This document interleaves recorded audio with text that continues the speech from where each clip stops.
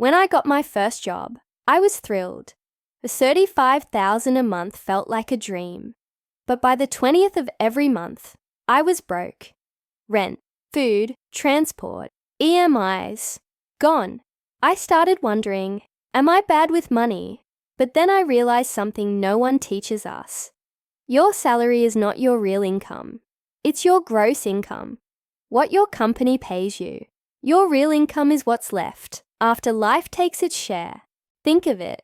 Taxes, rent, bills, fuel, social pressure, eating out, all quietly draining your wallet. And here is the kicker.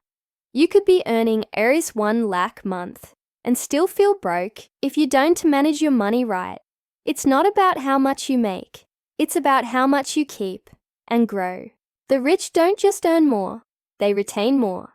They invest, automate savings, and build assets.